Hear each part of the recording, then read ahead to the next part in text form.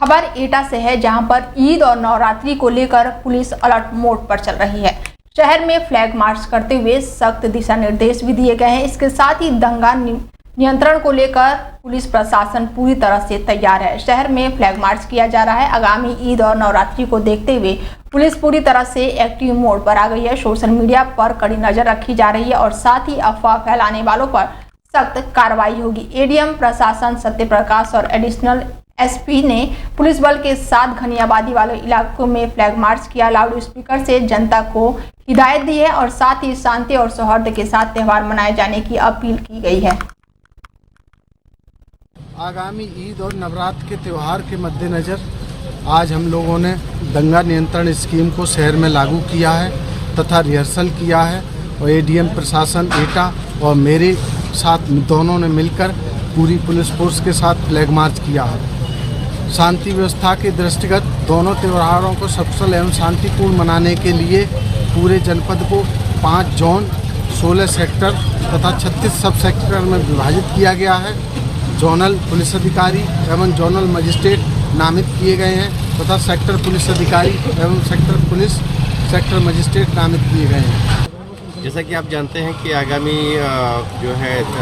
दिनों में ईद और जो है नवरात्रि का पर्व जो मनाया जाना है, इसको लेकर जो है शहर में पूरी शांति व्यवस्था के दृष्टि रूट मार्च किया जा रहा है, पैदल मार्च किया जा रहा है।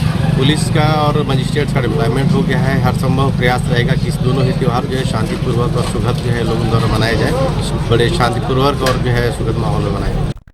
खबर हरदोई से है, जहां पर शांडिला शीतला माता मंदिर में चैत्र नवरात्रि में दर्शन करने के लिए भीड़ उमड़ पड़ी है। बता दें कि माता रानी की शोभा यात्रा में बड़े लोग और साथ ही छोटे बच्चे भी शामिल हुए हैं। शोभा यात्रा के रथ के साथ सभी लोग मंदिर प्रांगण में पहुंचे और वहां पर लोगों ने माता रानी की पूजा अर्चना की। चैत्र नवरात्रि का शुभारंभ हो गया है और इस पावन अवसर पर मां दुर्गा के पहले स्वरूप मां शैलपुत्री की पूजा अर्चना की जाएगी। नवरात्रि के पहले दिन घाट पर स्थापित मां शैलपुत्री की पूजा का विशेष महत्व है। शैल का अर्थ होता है हिमालय और पर्वतराज हिमालय की पुत्री होने के कारण माता पार्वती को शैलपुत्री कहा जाता है। मां पार्वती भगवान शंकर की पत्नी है और उनका वाहन बैल है, इसीलिए उन्हें वृषभरूढ़ा भी कहा जाता है। और मान्यता है कि कोई भी श्रद्धा और विधि विधान से मां शैलपुत्री की पूजा करता है तो उसकी मनोकामना अवश्य पूरी होती है। अच्छा लगा। सुबह जैसे हमेशा की भांति यहाँ पे प्रभात फेरियाँ आती हैं, मंदिर में चहल पहल बढ़ जाती है, भक्तजन दर्शन करने आते हैं और यहाँ सभी भक्तों के सौजन्य से मंदिर दिन प्रतिदिन जो है अपनी नई ऊंचाइयों को छू रहा है और मंदिर में भक्तजनों का जो है यहाँ पे तांता लगा रहता है।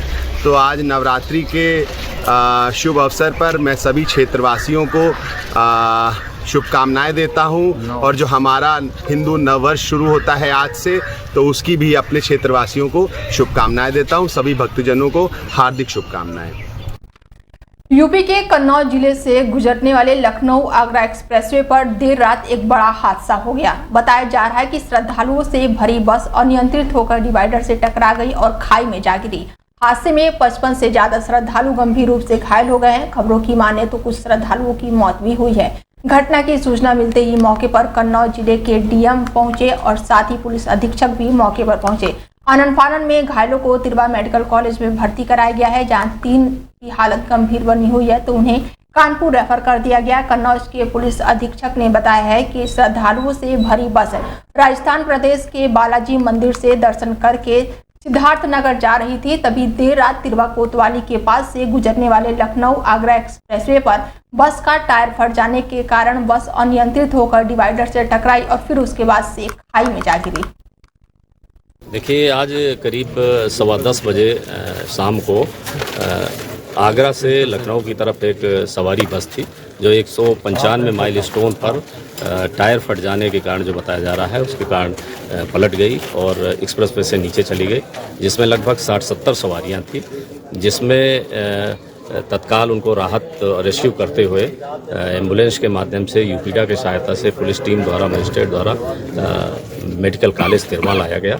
इसमें से लगभग 55 लोगों को चोटें आई हैं, जिसमें 3 से 4 लोग गंभीर रूप से घायल हैं और 1 की मृत्यु हो गई है। डॉक्टरों की टीम द्वारा समुचित इलाज किया जा रहा है।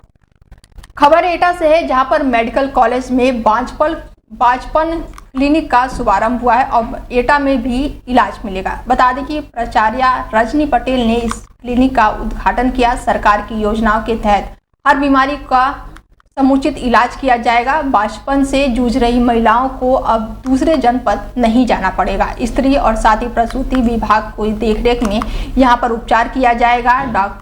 डॉक्टर साधना सिंह के नेतृत्व में बाजपन का अत्याधुनिक इलाज किया जाएगा। प्राचार्य रजनी पटेल ने कहा कि स्वास्थ्य सेवाओं को बेहतर बनाने के लिए सरकार लगातार प्रयास कर रही है। आज स्त्री एवं प्रसूति विभाग द्वारा वीरांगना वंतीबाई लोधी शशिराज चिकित्सा महाविद्यालय में इनफर्टिलिटी क्लिनिक की शुभारंभ किया गया है, जिसमें जो महिलाएं बांझपन से ग्रसित हैं, किसी भी कारण से बच्चा नहीं हो पा रहा है, उसके लिए ये अलग से शुरुआत इनफर्टिलिटी क्लिनिक की गई है। अब जैसे हमारे पास काफी मात्रा में मरीज आ रहे हैं और उनमें ये प्रॉब्लम देखी जा रही है, तो विभागाध्यक्ष स्त्री प्रसूति ने मेरे को बताया कि मैम ये हम कर सकते हैं जिससे कि मरीजों को इससे संबंधित जो है बांझपन, इससे दूर दराज की जगह ना जाना पड़े। तो इसके लिए हमने सभी प्रकार की जांचों की सुविधा, जैसे हार्मोनल ऐसे हैं, जैसे बहुत सी जांचें होती हैं, FSH है, हार्मोनल LH है और अन्य सभी जांचों की सुविधा भी उपलब्ध कराई है। खबर झांसी से है, जहां पर एक निजी अस्पताल में एक बच्चे की मौत पर परिजनों ने जमकर हंगामा किया। इलाज में लापरवाही बरतने का आरोप लगाते हुए परिजनों ने हंगामा किया है। हंगामा बढ़ता देखकर 3 थानों की पुलिस फोर्स भी मौके पर पहुंची। पुलिस ने समझाकर किसी तरह मामला शांत करवाया।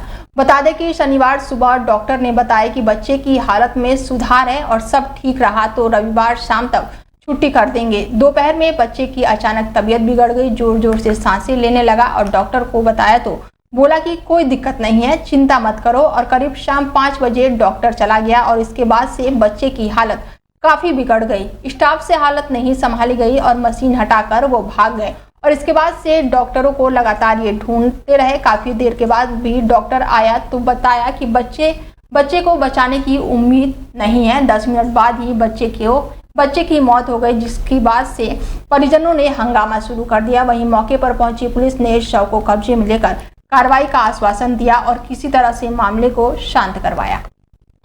मैं भांजा हूँ बच्चे का, मैं तो 15 से मामा हूँ बच्चे। मैं लेके आया उसे डॉक्टर सुनील पांडे के पास। डॉक्टर सुनील पांडे ने कहा मैक्स केयर में ले जाइए, ये भी नहीं कहा किसी और डॉक्टर के पास ले, मैक्स केयर में ले जाइए। और तो मेरा नंबर दिया उनने और मेरी बात कराना। यहाँ पे आए, डॉक्टर साहब ने हाल ICU में ट्रांसफर कर दिया, इलाज हुआ, बिल मिल हुआ, सब कुछ हुआ। मेरे ख्याल 2 दिन तक बच्चा रहा, सही रहा। डॉक्टर साहब का कहना है नीला है बच्चा, नीला नहीं था बच्चा। बच्चे की वीडियो अभी भी मैं चाहूँ तो दिखा भी सकता हूँ। हमें सब चौरी चौरा के शिवपुर गांव में एक दर्दनाक घटना सामने आई है। शनिवार देर रात 40 साल की पूनम निषाद और उनकी 12 वर्षीय बेटी की धारदार हथियार से हत्या कर दी गई और इस हत्याकांड से पूरे इलाके में सनसनी फैल गई है। पुलिस के संदेह के आधार पर कुछ लोगों को हिरासत में भी लिया गया है, जिससे पूछताछ चल रही है। महिला के पति की मृत्यु हो चुकी है। चर्चा है कि गांव में एक उसकी नजदीकी थी, जिससे 4 माह पहले विवाद होने पर मामला थाने पहुंचा था और इसी युवक पर हत्या करने का संदेह है। शनिवार रात को करीब 2 बजे अज्ञात हमलावरों ने सीढ़ी के रास्ते घर में घुसकर पूनम पर हमला किया और फिर उसकी बेटी को भी अपना निशाना बनाया। हमले में पूनम निषाद की मौके पर ही मृत्यु हो गई, जबकि बेटी गंभीर रूप से घायल हो गई है। गांव के लोगों की माने तो पूनम निषाद का गांव के ही एक युवक से विवाद चल रहा था और 4 महीने पहले उन्होंने युवक पर शारीरिक शोषण और समूह से रुपए निकलवाकर हड़पने का आरोप लगाते हुए थाने में शिकायत की थी और अब आरोप है कि पुलिस ने उस समय आरोपी युवक को छोड़ दिया था, जिसके बाद से ये बड़ी घटना हुई है। खबर महोबा से है। महोबा जनपद के कोतवाली क्षेत्र के मैंगलोर कला गांव में एक कलयुगी पुत्र ने खूनी रिश्ते को तार-तार कर दिया है। नशे का आदि पुत्र ने अपने ही पिता के सोते समय लाठी और डंडों से पीट कर हत्या कर दी। वारदात को अंजाम देकर आरोपी मौके से फरार हो गया। घटना के बाद से परिवार में कोहराम मचा हुआ है। बताया जा रहा है कि मृतक रामपाल अपने घर में सो रहे थे और इसी दौरान आरोपी पुत्र सुबह अचानक लाठी और डंडों से तबातोड़ हमला कर दिया। सोते हुए रामपाल संभल भी नहीं पाए और बिस्तर पर ही उन्होंने दम तोड़ दिया। जब परिवार के अन्य सदस्य मौके पर पहुंचे तो रामपाल का खून से लथपथ शव देखकर सबके होश उड़ गए। परिजन उसे लेकर समुदाय स्वास्थ्य केंद्र पहुंचे, जहां डॉक्टरों ने उसे मृत घोषित कर दिया। हो गई मैं लड़का हैं साहब, हम नाती रमाशंकर माड्डा साहब। क्या नाम लड़के का आपका? रमाशंकर, क्योंकि लड़का का हाँ रामपाल। रामपाल को नाती ने मार डाला। हाँ काहे से मारा?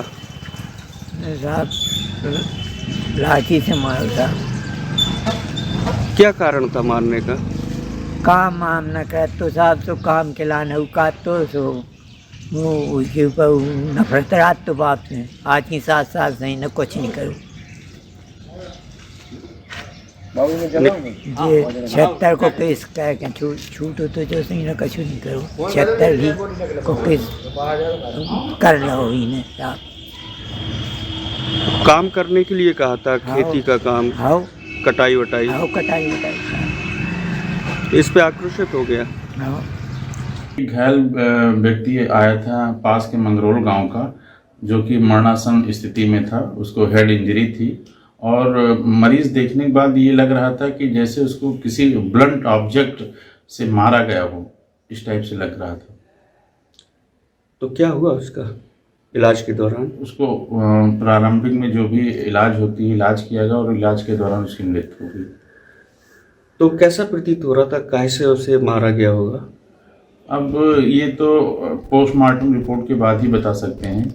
नहीं कोई धारदार हथियार या लाठी डंडे से? नहीं, ब्लंट ऑब्जेक्ट है वो, ब्लंट ऑब्जेक्ट से खबर एटा से है, जहां घर में ताला तोड़कर घुसे चोरों ने नकदी, सोना चांदी और आभूषण पर अपना हाथ साफ किया है। बता दें कि फिरोजाबाद गांव में परिवार गया हुआ था और देर रात चोरों ने घटना को अंजाम दिया। शिवसिंहपुर स्थित पथवारी गली निवासी अवधेश ने के घर को चोरों ने अपना निशाना बनाया है। तो वहीं सूचना पर पहुंची कोतवाली पुलिस ने गहनता से जांच पड़ताल शुरू कर दी है। कोतवाली नगर क्षेत्र के मोहल्ला शिवसिंहपुरा का ये पूरा मामला बताया जा रहा है, जहां चोरों ने अपने एक घर को निशाना बनाया है, लाखों का सामान पार कर दिया है। तो वहीं पुलिस अब जांच पड़ताल में जुटी हुई है।